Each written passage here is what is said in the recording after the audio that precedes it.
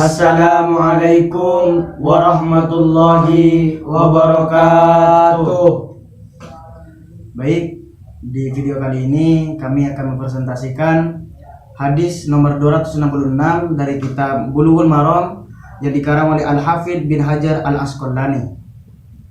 Bismillahirrahmanirrahim. Wa an Abi Hurairah radhiyallahu anhu.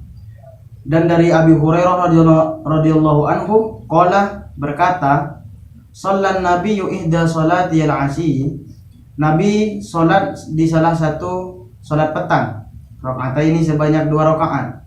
Summa sallama, kemudian Nabi salam. Summa qoma, kemudian Nabi berdiri ila khosabatin, ke kayu khosbah, fi muqaddimil masjidi, di bagian depan masjid.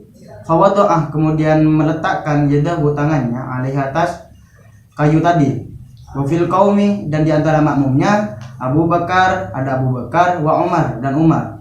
Fahaba ayukallimahu, maka mereka berdua takut untuk berbicara kepada Nabi. Keluar. Wa kharajan nasu, dan manusia keluar. Faqalu, maka berkata manusia tersebut, aku sirati sholatu, apakah sholat dikosor?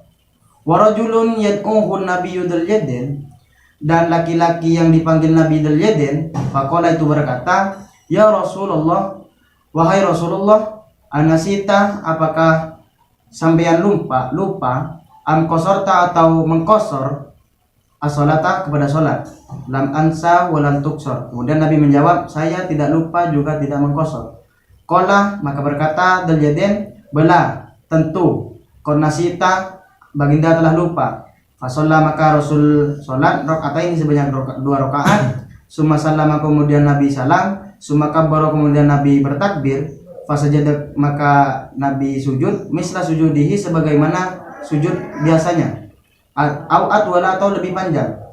Summa rafa'a, kemudian Nabi mengangkat ra'sahu, kepalanya, wa kabbara, dan bertakbir. Summa wada'a ra'sahu, kemudian Nabi menyimpan kepalanya, fakabbara, kemudian bertakbir. Fasajada, maka bersujud Nabi misla sujudihi, seperti sujud biasanya, wala, atau lebih panjang. Summa rafa'a, kemudian Nabi mengangkat ra'sahu, kepada kepalanya Nabi, wa kabbara, dan bertakbir. Muttafaqun alaih, hadis muttafaq alaih, atau yang diriwayatkan oleh Bukhari dan Muslim.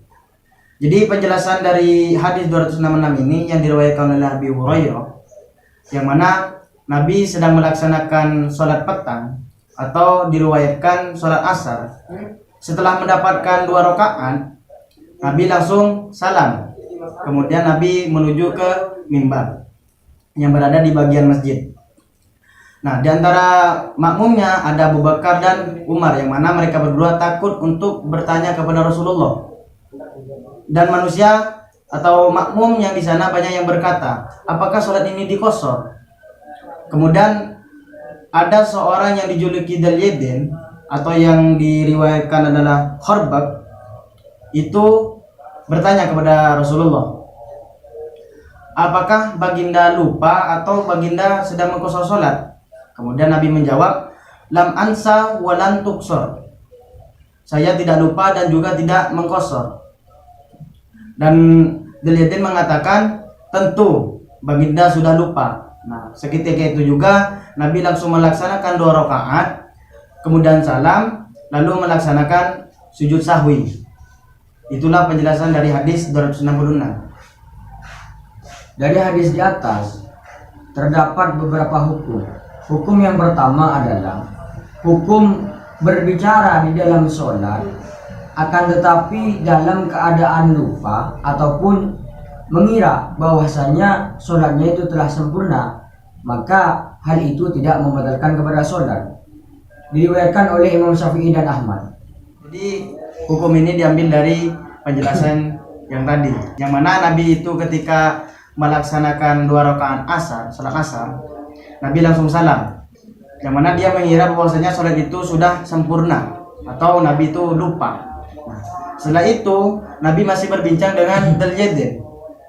Nah, dan setelah dia mengetahui bahwasanya sholat itu kurang, Nabi langsung melanjutkan sholat yang 2 rakaat tadi. Hal ini menunjukkan bahwasanya berbicara di dalam sholat karena mengira sholatnya itu sempurna, itu tidak membatalkan sholat sebagaimana yang dijelaskan tadi. Jadi itu pengambilan hukumnya.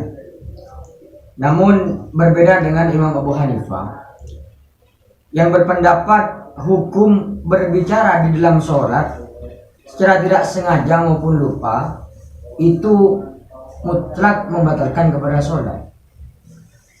Dan adapun hukum yang kedua dari hadis di atas adalah bergerak dalam sholat itu tidak membatalkan sholat. Jadi dalil yang diambil dari hukum tadi sama dengan yang dijelaskan tadi, yang mana ketika Nabi itu lupa, Nabi itu langsung pergi ke mimbar, atau yang diriwayatkan dari hadis lain bahwasanya Nabi itu masih pergi ke rumahnya. Nah, setelah itu Nabi langsung melanjutkan sholatnya karena dia sudah tahu bahwasanya sholatnya itu kurang. Nah, itu menunjukkan bahwasanya ketika kita memang dalam keadaan lupa, bergerak meskipun banyak geraknya itu tidak membatalkan sholat. Nah, jika membatalkan sholat maka Nabi akan mengulangnya dari awal atau mengulangnya 4 rakaat bukan 2 rakaat. Itu menunjukkan bergerak di dalam sholat karena lupa itu tidak membatalkan sholat. Akan tetapi Imam Syafi'i ini membatasi gerakan tersebut sebanyak 3 kali secara berturut-turut. Maka jikalau telah mencapai batasan 3 kali, maka hal ini membatalkan kepada sholat. Hukum yang terakhir dari hadis di atas adalah bahwasanya adanya sujud sahwi setelah salam. Nah, dalil ini diambil dari penjelasan tadi, yang mana Nabi setelah mengetahui bahwasanya dia kurang melaksanakan sholat asar tadi, Nabi itu langsung melaksanakan 2 rakaat yang ditinggalkan tadi, kemudian salam, kemudian Nabi itu sujud sahwi. Nah, ini menunjukkan bahwasanya sujud sahwi itu dilaksanakan setelah salam. Namun pada hal ini banyak para ulama yang berselisih pendapat. Pendapat yang pertama adalah pendapat Imam Ad-Dhahiri yang berpendapat bahwasanya sujud sahwi tergantung dengan sebabnya. Yang pertama. Pendapat yang kedua dari Imam Ahmad berpendapat bahwasanya sujud sahwi ini dilakukan sebelum salam ketika kesalahan karena lupa sebelum salam. Dan yang pendapat yang terakhir ini dari Imam Syafi'i. Beliau berpendapat bahwasanya sujud sahwi dilakukan sebelum salam. Jadi sujud sahwi ini dilakukan sebelum salam. Dan terkait dari Imam Ad-Dhahiri yang dimaksud sujud sahwi itu tergantung pada sebabnya, ini termasuk dari hadis 266 yang mana Nabi ini ketika lupa dan mengira bahwasanya sholat itu sudah sempurna, maka itu dilaksanakan setelahnya salam. Ada di hadis yang lain yaitu dari 268, apabila lupanya itu hanya lupa melaksanakan tahiyat awal, itu sujud sahwinya sebelum salam. Jadi itu presentasi dari kami, semoga bermanfaat. Kurang lebihnya saya mohon maaf. Assalamualaikum warahmatullahi wabarakatuh.